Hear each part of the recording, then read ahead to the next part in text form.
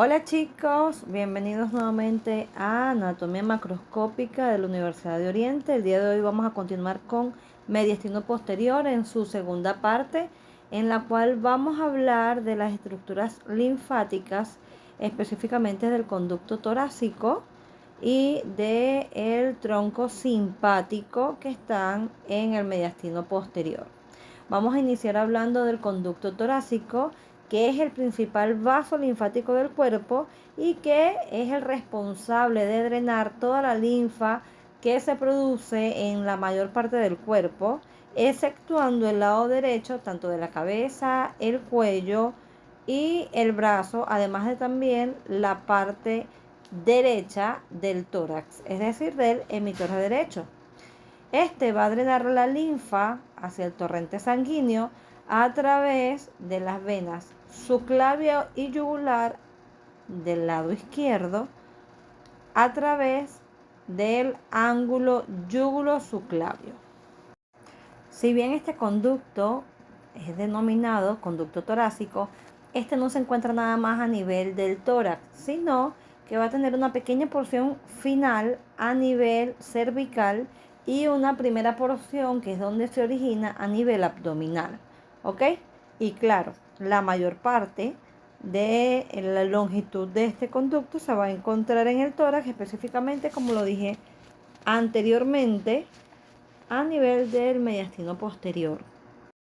Entonces, el conducto torácico se va a iniciar o va a comenzar a nivel abdominal a través de una dilatación que está conformada por 5 troncos colectores que van a ser principales.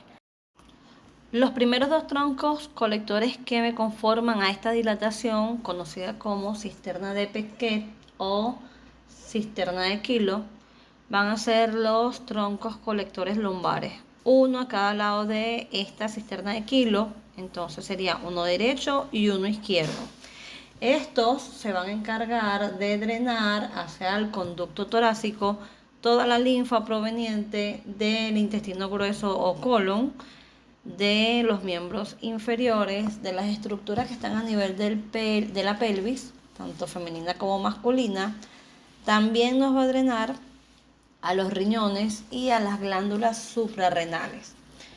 El segundo tronco colector que conforma la cisterna sería el tronco colector intestinal. Este puede estar como un único tronco o estar conformado por múltiples troncos, ya que la extensión de este es amplia, porque a nivel de él se drenan estructuras como el vaso, el hígado, la parte abdominal del esófago, el estómago, el intestino delgado, que tiene diferentes porciones, el yeyuno, el ilion, y es por esto que muchas veces pueden conseguirlos como múltiples tronquitos intestinales o finalmente como un tronco único que llega a la cisterna de Beckett.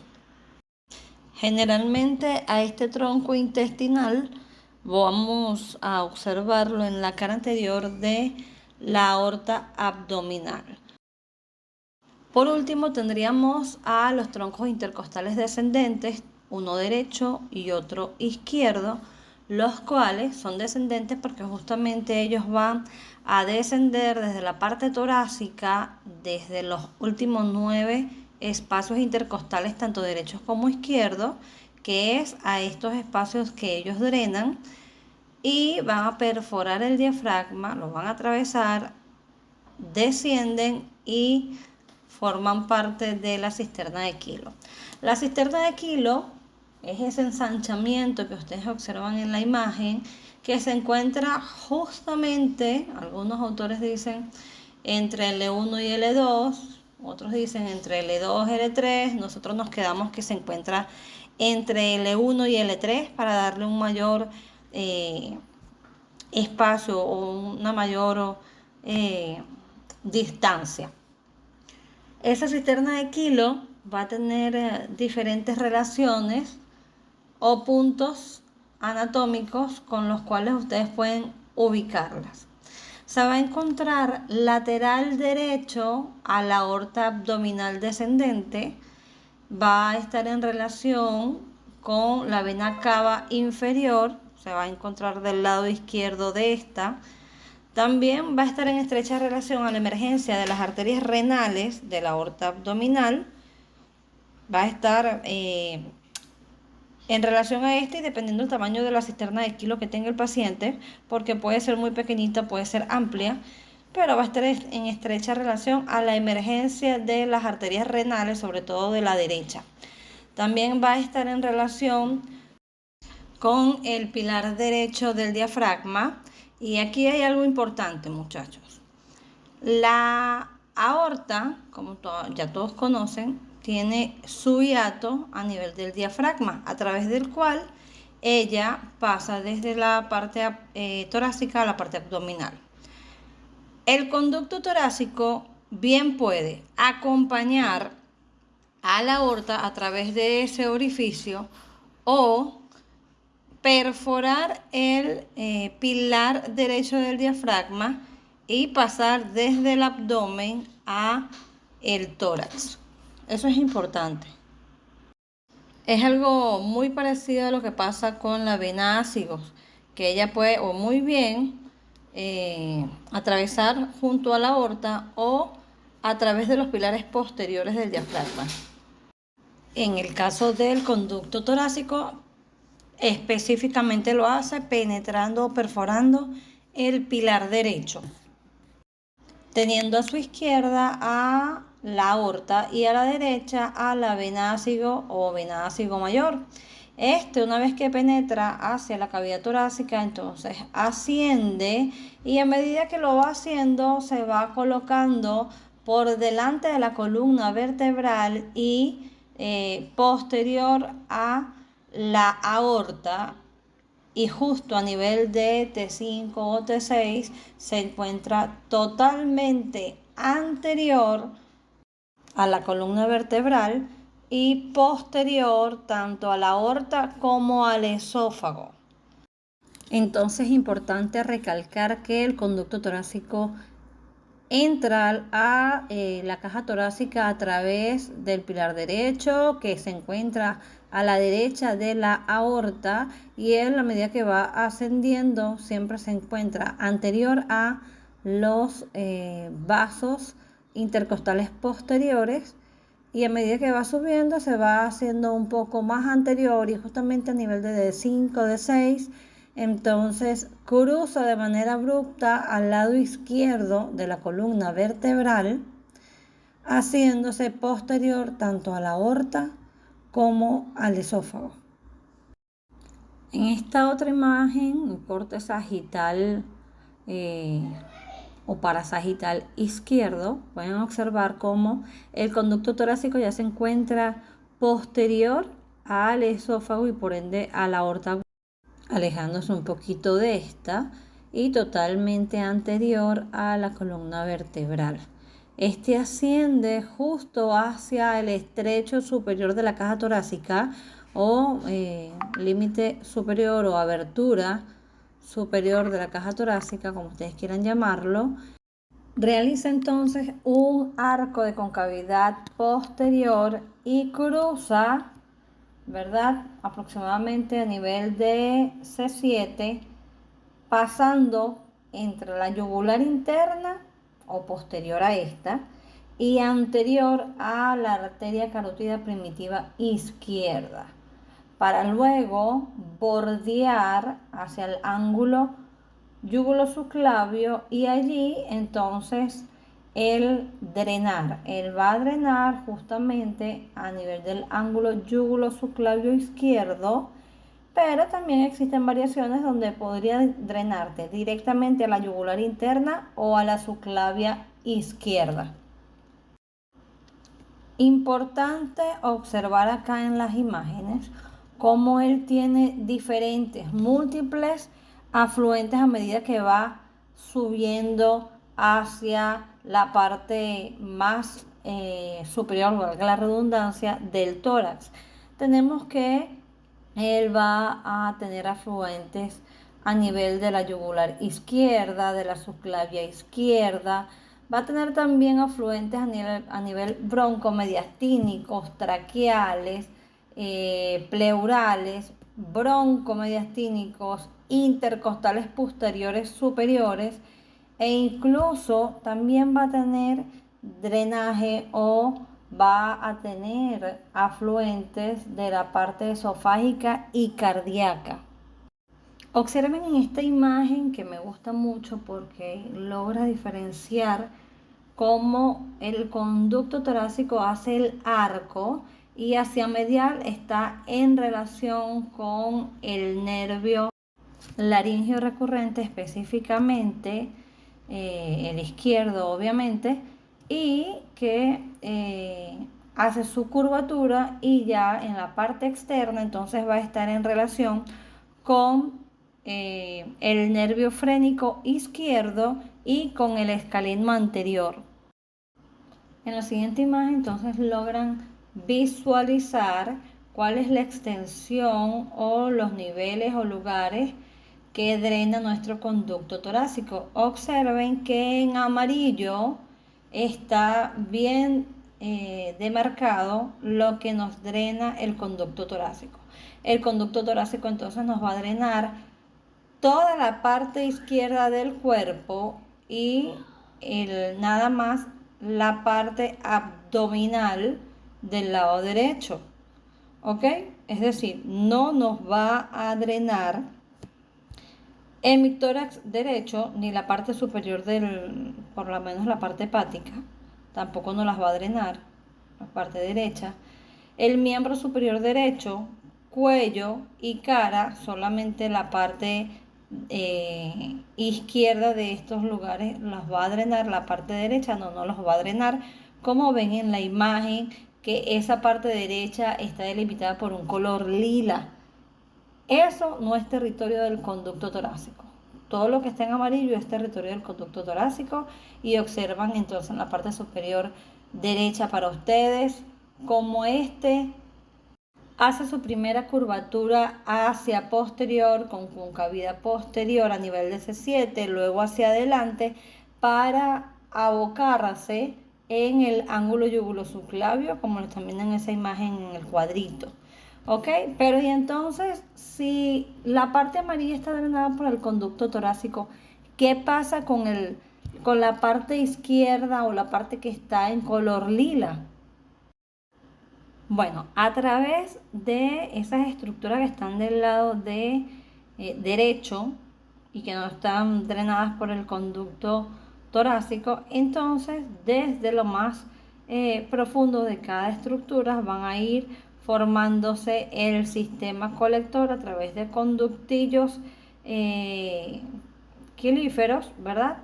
Y van a ir formando pequeños ganglios que van a ir sumándose unos a otros hasta conformar una estructura denominada conducto linfático derecho. Este conducto linfático derecho entonces va a subir de igual manera que el conducto torácico y va a drenar a nivel del ángulo yugulosubclavio, pero del lado derecho. Importante hacer acotación que tanto el conducto torácico como el conducto linfático derecho tienen relaciones entre sí por innumerables anastomosis que existen entre ellos.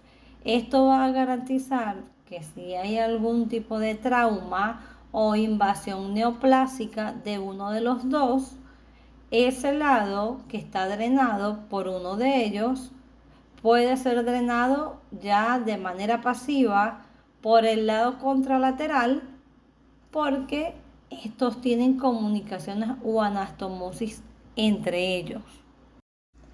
Otra cosa importante para aquellos que les encantan los epónimos, el ángulo yugulosubclavio también se llama ángulo de Pirogov, ¿verdad? Y así lo pueden conseguir en diferentes bibliografías.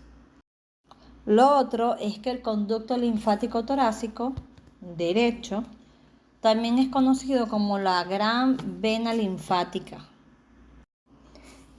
En esta última imagen, volvemos a repetirla, vemos entonces el esquema de la figura humana para recordar todo lo que está en color lila, entonces es drenado por el conducto linfático derecho, y todo lo que esté en amarillo va a ser drenado directamente por el conducto torácico, los cuales van a drenar en los diferentes ángulos yugulosubclavio, tanto derecho como izquierdo. Muy bien, entonces vamos a continuar ahora con las estructuras nerviosas que están en el mediastino posterior, y dentro de ellas estaría como tal el tronco simpático torácico. Este tronco simpático torácico, recuerden que es una subrama, por así decirlo, o grupo del sistema nervioso autónomo, el cual está localizado paravertebral. ¿Qué quiere decir esto? Que vas a tener una cadena simpática torácica del lado derecho y una cadena simpática torácica del lado izquierdo. Aparte de eso, también debemos recordar que este sistema o tronco simpático va a estar conformado por una serie de estaciones de transición denominadas ganglios, y estos ganglios se van a encontrar justamente a nivel de los espacios intercostales. Sabiendo eso, que ellos van a estar en los espacios intercostales y en relación con el disco intervertebral, entonces el número del disco intervertebral le va a dar el número de que tiene ese ganglio. Como van a estar localizados en ese espacio intercostal, y sabiendo que nosotros tenemos 11 espacios intercostales, entonces podemos tener entre 10 y 12 ganglios en la cadena simpática torácica, debido a que pueden estar en fusión en la parte superior con la parte cervical y hacia abajo con los lumbares. Así como en la parte cervical, entonces a nivel dorsal, también estos ganglios o subestaciones van a estar comunicadas unas con otras a través de unas ramificaciones o filetes nerviosos, que pueden ser dobles, únicos. En algunos pacientes pueden estar muy delgados e incluso en otros pueden ser muy gruesos. Comenzando con la cadena simpática torácica, entonces tenemos que nuestro primer ganglio torácico, que sería de 1, generalmente está fusionado con el último de la cadena simpática cervical, que es C7, y generalmente lo conocen como ganglio estrellado, ganglio cérvico-torácico, y que en otra proporción menos habitual, el primer ganglio torácico puede estar fusionado no con el cervical, sino con D2.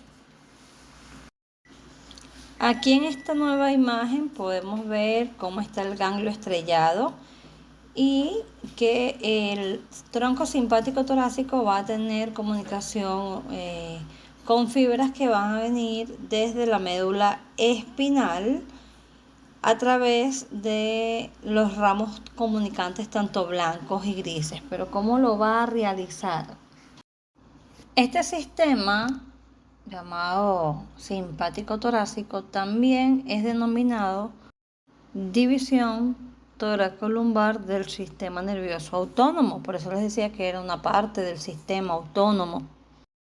Los impulsos simpáticos entonces van a nacer a nivel encefálico, a nivel del hipotálamo, pero esta información o estos impulsos van a ir empaquetados hasta la columna dorsolumbar, donde a través de las astas laterales, y solo en este nivel es que existen estas astas laterales, van a emerger la información simpática. Entonces es a través de la médula dorsal y lumbar donde la constitución de la sustancia gris tiene no solo astas anteriores y posteriores, sino que tiene un haz intermedio lateral, donde se concentra la información simpática. Esta información va a salir de la médula a través de las raíces anteriores de los nervios raquídeos. Y en este punto es importante recordar que toda fibra que viene del sistema nervioso central y que no ha tocado a ningún otro ganglio es una fibra presináptica, es decir, no ha hecho sinapsis. Entonces es una fibra blanca. Aquí abro un paréntesis para explicar que el ramo comunicante blanco va a conducir los axones de neuronas preganglionares del sistema simpático, que vienen directamente de la médula espinal.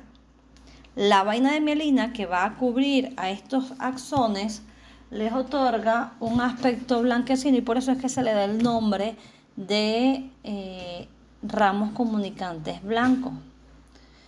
Estos ramos serían posterolaterales y van desde T1 a L2, incluyendo a L2.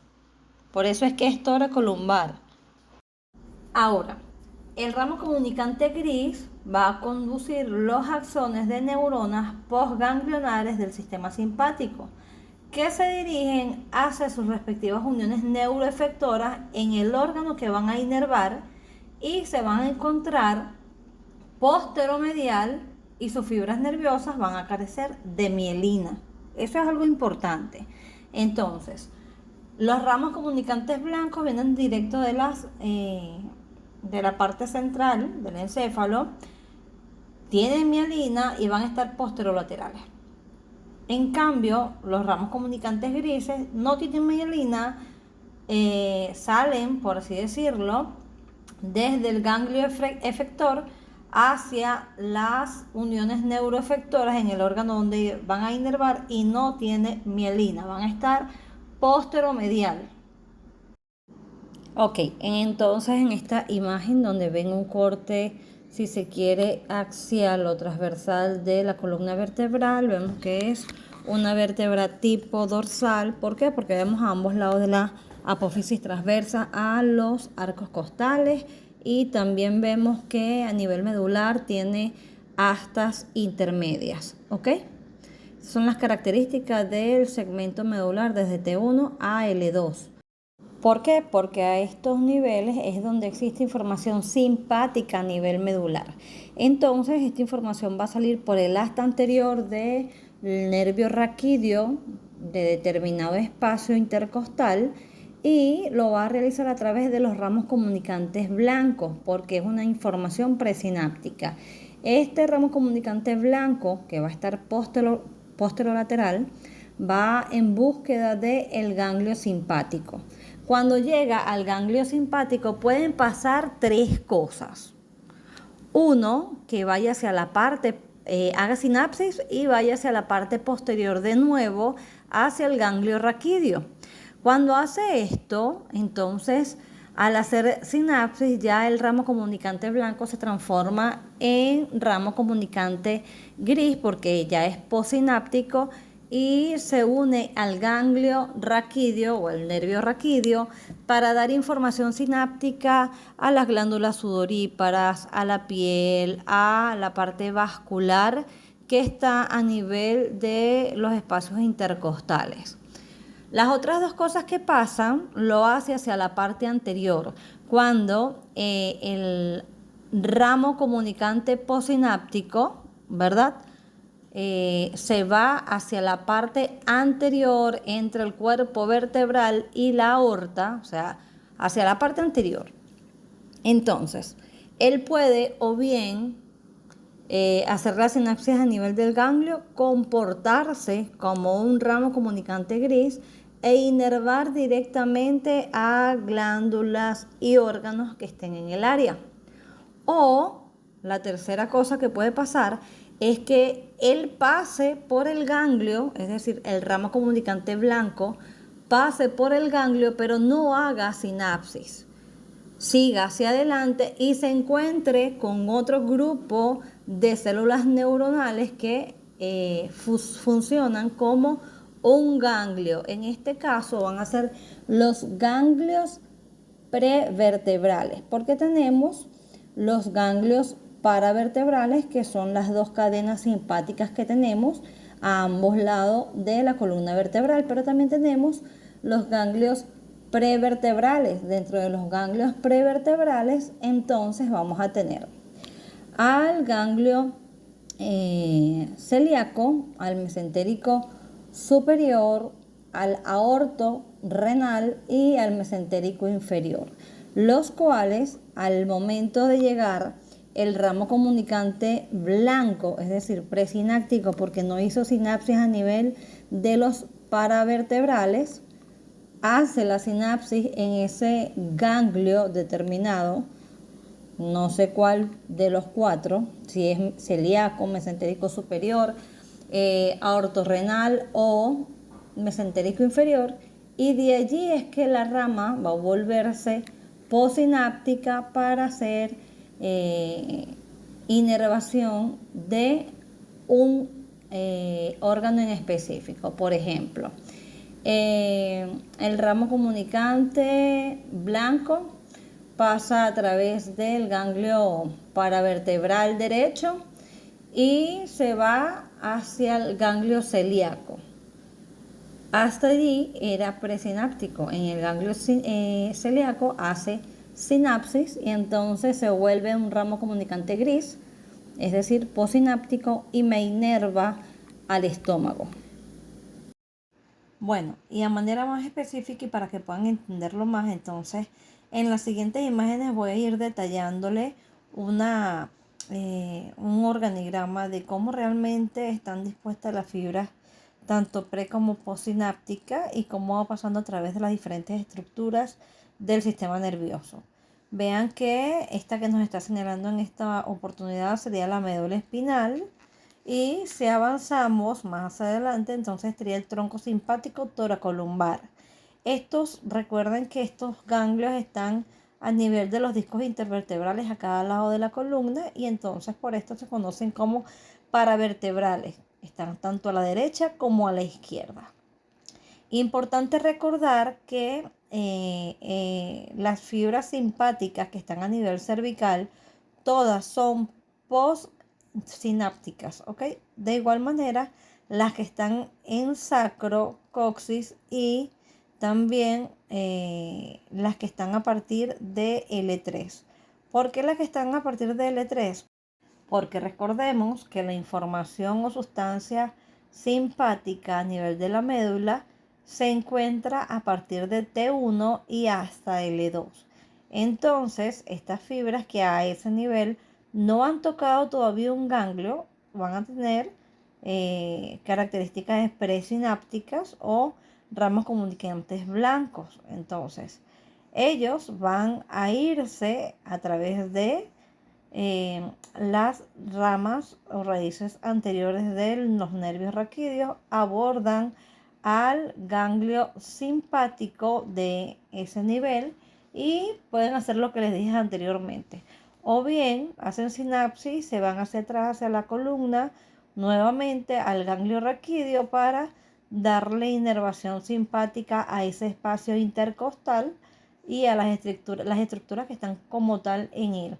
El tejido de la piel, el músculo, los vasos sanguíneos, las glándulas, etc. Otra cosa que puedo hacer, como les dije anteriormente, es que se vayan hacia adelante una vez que hagan sinapsis en ese ganglio y de una vez me hagan inervación simpática de las diferentes estructuras. Generalmente eso lo hace a nivel torácico, ¿verdad? Pero hay otra situación que ocurre sobre todo a nivel abdominal, que el nervio o la raíz comunicante blanca no hace sinapsis a nivel del nervio o el ganglio paravertebral, sino que solamente lo utiliza de puente, pasa a través de él y se va hacia adelante hasta estos ganglios que están acá, que son conocidos como los prevertebrales. Dentro de ellos tenemos al celíaco, este que está acá en amarillito, este otro que está un poco más abajo del celíaco, que sería el aorto renal, el mesentérico superior y por último el mesentérico inferior. Allí es donde entonces el ramo comunicante blanco va a ser la sinapsis y posterior a él va a ser entonces un ramo comunicante gris con su acción efectora en el órgano que esté inervando determinado ganglio. Por ejemplo, el ganglio celíaco se encuentra en la parte superior del abdomen y está muy cerca de la arteria celíaca y es responsable de inervar a órganos como el estómago, el intestino delgado, el páncreas, el hígado y la vesícula biliar. Por su parte, el ganglio mesentérico superior se va a encontrar cerca de la arteria mesentérica superior y va a inervarnos el intestino delgado distal, porque el celíaco nos inervaba la parte proximal. También el mesentérico superior va a inervar al colon ascendente, transverso, el ciego y el apéndice. Ahora bien, el mesentérico inferior se va a encontrar cerca de la arteria mesentérica inferior. Vean que estos 4 ganglios siempre están en relación a alguna de las ramas de la aorta. Y entonces el mesentérico inferior nos va a inervar al colon descendente, al sigmoide, al recto y al conducto anal. En tanto que el hepato renal o aorto renal, porque tiene esos dos nombres, está situado cerca de la aorta abdominal y las arterias renales. Inerva a los riñones, a las glándulas suprarrenales y parte del abdomen posterior, es decir, el retroperitoneo. Ahora, concluyendo, ¿cuáles son los ramos o los segmentos que van a cada parte u órgano a nivel tanto torácico como abdominal? Porque, señores, si no han percatado hasta este momento, el tronco simpático torácico me da inervación tanto a estructuras del tórax como a la conformación de los nervios esplácnicos, que aunque se originan en el tórax, estos van a perforar al diafragma y en el abdomen. Entonces, a través de la realización de sinapsis en los 4 ganglios que ya les nombré, celíaco, mesentérico superior e inferior y el aorto renal, entonces me va a inervar a las estructuras que están en el abdomen.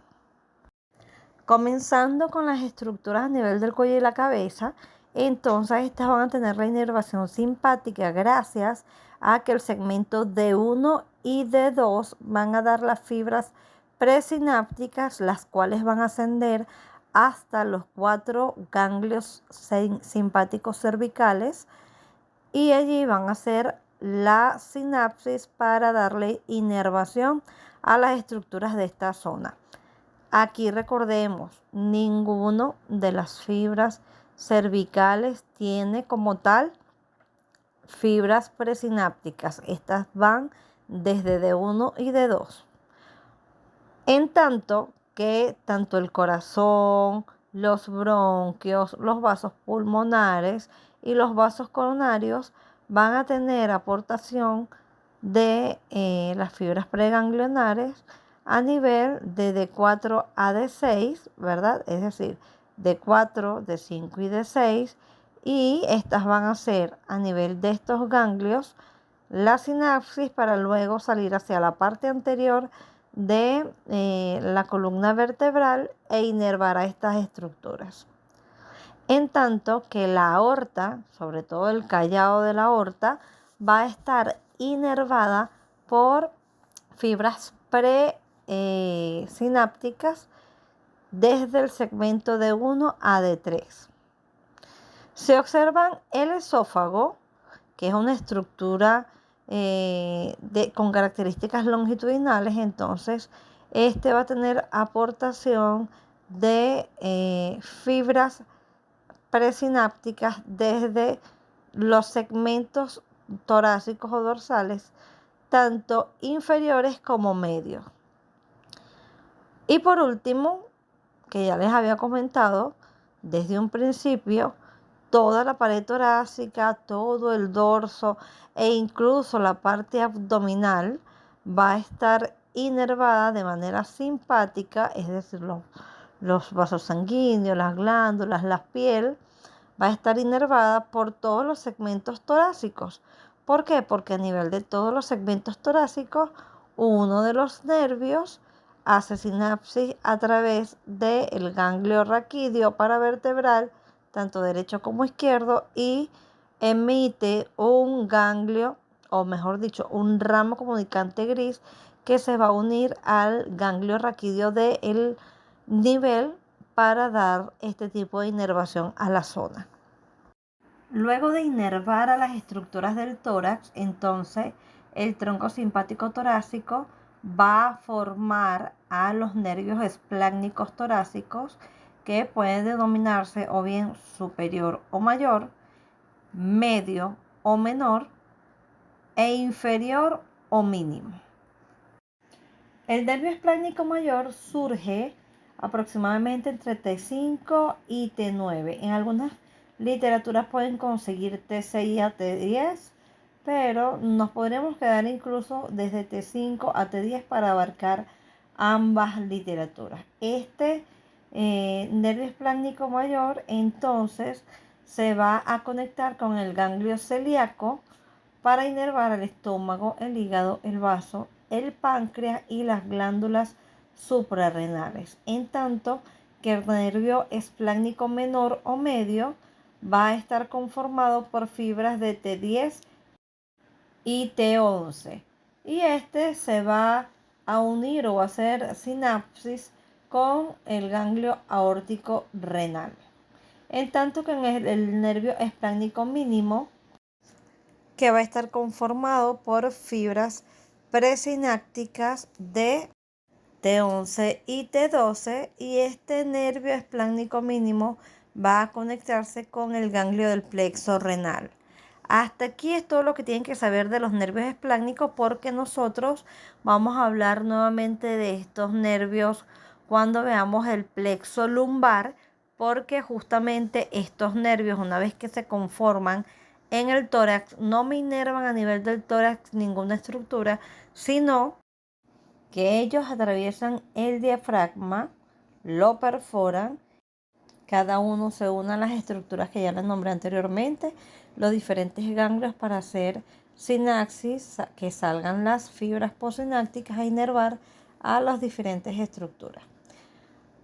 Luego de esto, entonces, el tronco simpático torácico atraviesa al diafragma a través del ligamento arqueado medial a cada lado de la columna vertebral, que es el mismo ligamento del psoas, y allí entonces pasa a ser el tronco simpático lumbar, pero esto ya sería parte de otra clase.